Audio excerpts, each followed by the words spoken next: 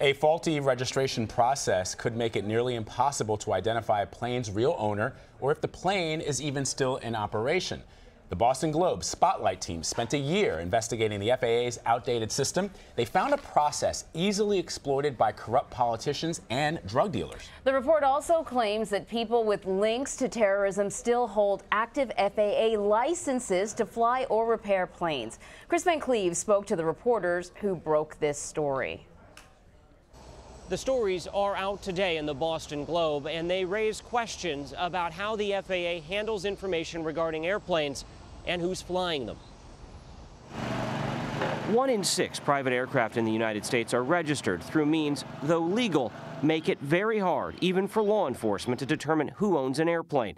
It's a system the Boston Globe Spotlight team found is appealing to bad actors, like drug runners flying this American-registered plane shot down by the Venezuelan Air Force. People can use layers of secrecy to register their aircraft, and those layers of secrecy are really attractive to drug dealers, criminals, corrupt politicians, and people with potential ties to terrorism.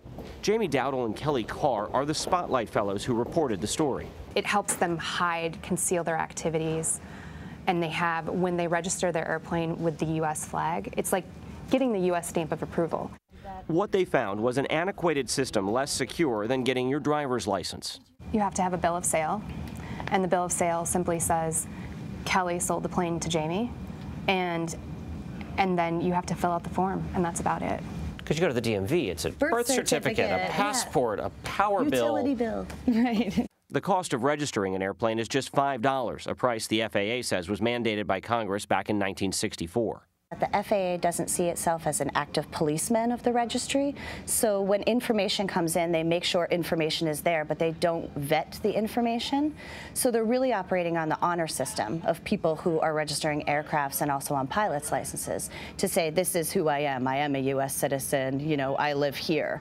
But if somebody has bad intentions and wants to lie or has ill intent for the use of that license or, you know, certification of a plane, they can lie, and the FAA says that they're not going to vet, they're not checking. The FAA acknowledges it does not vet its records because it does not have the resources to determine the accuracy of information submitted for registration. The Globe found 2 of the planes used in the 9/11 attacks were still listed as active until 2005. And the FAA didn't cancel the registration of a TWA cargo plane that crashed in Chicago in 1959 until 57 years later. If those aren't being caught, imagine what else is slipping through the cracks. Like 2 United Airlines pilots who were convicted of trying to fly an airliner drunk. As of September 1st, they still had valid pilot's licenses, although the FAA says they wouldn't be able to fly because they lack a current medical certificate. Or 5 people the Globe identified with potential ties to terror who were listed as having active FAA licenses. As recently as August, airplane mechanic Tyrod Nathan Webster Pugh, currently serving 35 years for trying to aid ISIS, showed up in the FAA registry as a valid license holder. The FAA says despite what the database showed, his license was revoked in 2015. You can read the stories online at globe.com/secretsinthesky. The FAA tells CBS News that it does have a team that investigates fraudulent aircraft registrations and says it is constantly working to strengthen the integrity of the registry information.